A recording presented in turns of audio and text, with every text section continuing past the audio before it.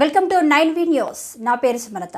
గుంటూరు జిల్లా తాడేపల్లి పాస్టర్లు, చర్చీలు క్రైస్తవుల రక్షణకై ఎస్సీ ఎస్టీ చట్టం మాదిరిగానే ప్రత్యేక క్రైస్తవ అత్యాచార నిరోధక చట్టం రూపొందించాలని ప్రముఖ సామాజికవేత్త క్రైస్తవ నాయకులు డాక్టర్ గొల్లముడి రాజా సుందర్బాబు ప్రభుత్వాన్ని కోరారు. సోమవారం మంగళగిరి తాడేపల్లి కార్పొరేషన్ పరిధిలోని నులకపేటలోని తాడేపల్లి ప్రెస్ క్లబ్లో రాష్ట్ర క్రైస్తవ ఐక్య కార్యాచరణ పోరాట కమిటీ ఆధ్వర్యంలో విలేకరుల సమావేశం నిర్వహించారు. ఈ సందర్భంగా రాజా సుందర్బాబు మాట్లాడుతూ ప్రధానంగా ఎస్సీ ఎస్టీలకు ఎటువంటి అత్యాచారాలు నిర్వహించిన చట్టం ఉన్నదో అటువంటి చట్టాన్ని క్రైస్తవుల చర్చిల పాస్టర్ల రక్షణ కోసం వారిపై జరిగే అత్యాచారాల నిరోధక చట్టాన్ని రూపొందించాలని కోరారు. క్రైస్తవ మిషనరీల ఏర్పాటు చేసిన క్రైస్తవ సమాధి తోటలని నేడు ఎక్కడ చూసిన సమాధులతో నిండిపోయిన సందర్భంతో క్రైస్తవ సమాధి తోటలకు స్థలాలు కేటాయించాలని అన్నారు. అలాగే పాస్టర్లకు గౌరవ వేతనం 5,000 రూపాయలు సరిపోదని గౌరవ వేతనం పెంచాలని కోరారు.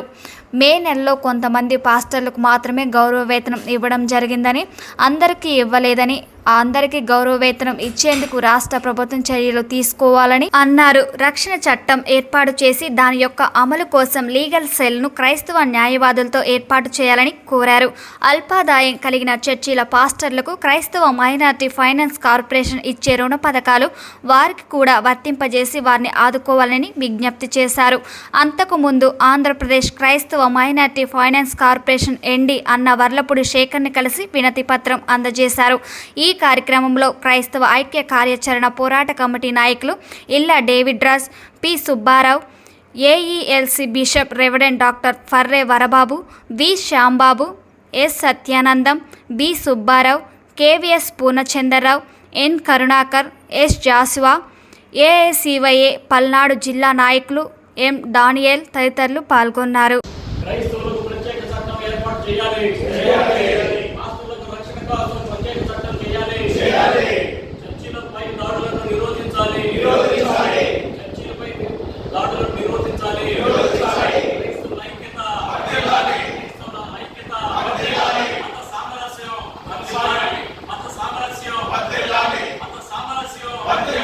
రాజ్యాంగం ప్రకారం అన్ని మతాలు ఒక్కటే.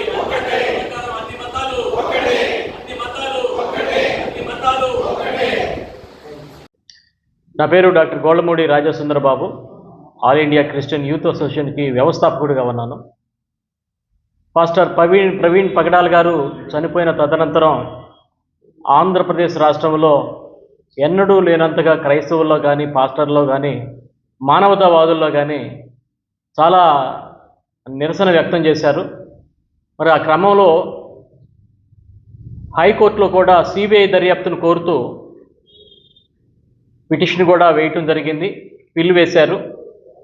అంతేకాకుండా all India Christian youth association ఆధ్వర్యంలో రాష్ట్ర ప్రధాన కార్యదర్శిని కూడా కలిసి ఒక వినతిపత్రం సమర్పించాము. అది కూడా 3 డిపార్ట్మెంట్లో ఫైల్ సర్క్యులేట్ అయింది. ప్రస్తుతం డీజీపీ గారి దగ్గర కార్యాలయంలో ఉన్నటువంటి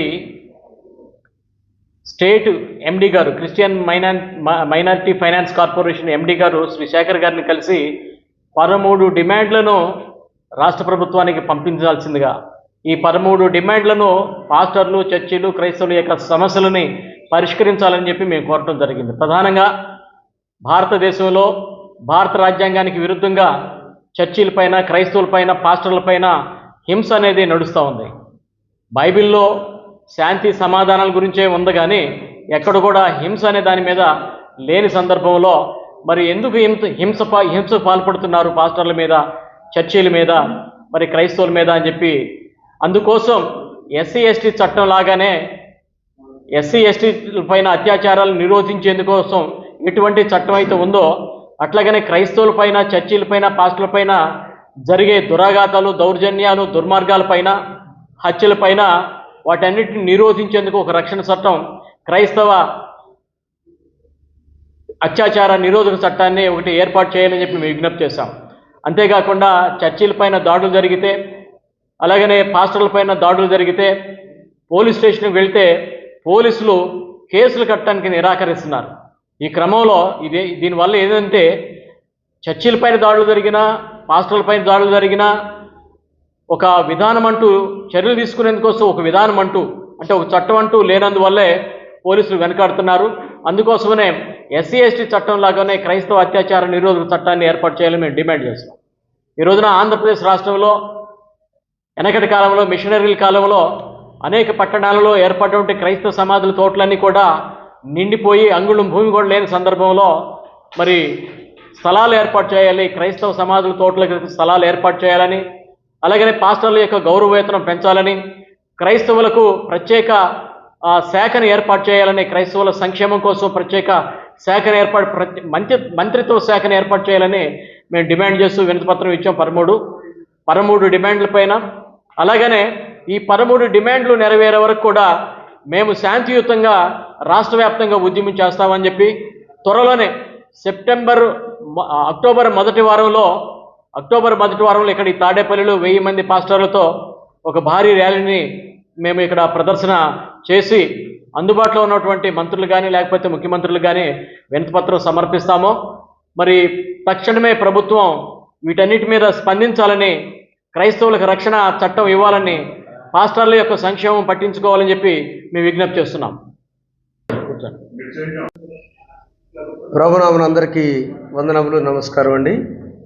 ఈ రోజున ఆంధ్ర రాష్ట్రంలో ఇప్పటివరకు గౌరవ డాక్టర్ కొల్లుమూడి రాజేంద్రబాబు గారు చెప్పినట్లుగా భారతదేశానికి స్వాతంత్రం వచ్చి మన దేశంలో గొప్పతనం ఏంటంటే విభిన్న మతాలు, విభిన్న సంస్కృతులు, విభిన్నటువంటి కులాలు, విభిన్నటువంటి భాషలు కలిగిన ఈ దేశంలో ప్రపంచ దేశాల్లో లేనటువంటి గొప్ప రాజ్యాంగం డాక్టర్ బిఆర్ అంబేద్కర్ రాసి దాని ప్రకారం స్వేచ్ఛ స్వాతంత్రం అనేటువంటిది అన్ని రకాలుగా ఉన్నటువంటి దేశంలో మనము ఈ రోజున అన్ని మనం జ్ఞాపకం చేసుకుంటే మొదటిగా మానసికగా ఆధ్యాత్మిక సంబంధించినటువంటి మతపరమైనటువంటి మాటలు లేకుండా ఇది ఒక మార్గం అని తెలిసి క్రైస్తవం అంటేనే ఇతరులు ప్రేమించుట, బైబిల్ మొత్తంలో చెప్పిన మాట నిన్ను వల్లి పడుతుందే. అందుకని నాటి మిషనరీసు ఈ రోజు నాటి విద్యాలయాలు, వైద్యాలయాలు, దేవాలయాలు వారి సీరియల్ తీసుకుని కూడా వైద్యాలయం మొదట తీసుకున్నారు, తర్వాత విద్యాలయం తీసుకున్నారు, దేవాలయాలు తీసుకున్నారు. కాబట్టి మరి 13 అంశాల్లో ప్రాముఖ్యంగా అందరూ ఐక్యతగా ఉండాలని, మన దేశం ఉన్నటువంటి ప్రజాస్వామ్య దేశం మాట జ్ఞాపకం చేసుకోవాలని, సోదర భావం కలిగి ఉంటారని పాస్టర్ల పక్షంగా, ఆంధ్ర ఇవాంజలికల్ లూథరన్ సంఘ పక్షంగా మా తండ్రి గారు కీర్తిశేషులు డాక్టర్ పర్రే డేవిడ్ రాజు గారు, తూర్పు బిషప్ గారి పక్షంగా నేను అందరూ ధన్యవాదాలు తెలుస్తూ ఒకే విజ్ఞప్తి చేస్తున్నాను. భారతదేశ ప్రజలకి, ఆంధ్ర రాష్ట్ర ప్రజలకి యేసు ప్రభు నేర్పింది ప్రేమించటం, ప్రేమించబడటం, సేవ లక్ష్యంగా ఉండి ముందుకెళ్తామని, ఐక్యత, తోటివారిని ప్రేమించడం, ఏ మనిషిని చూడకుండా మంచి సమడైన ఒక ఆయన ఎలా గాయాలు కడిగిన ఆయన్ని ప్రేమించాడో అలా ప్రేమిస్తామని తెలియజేస్తూ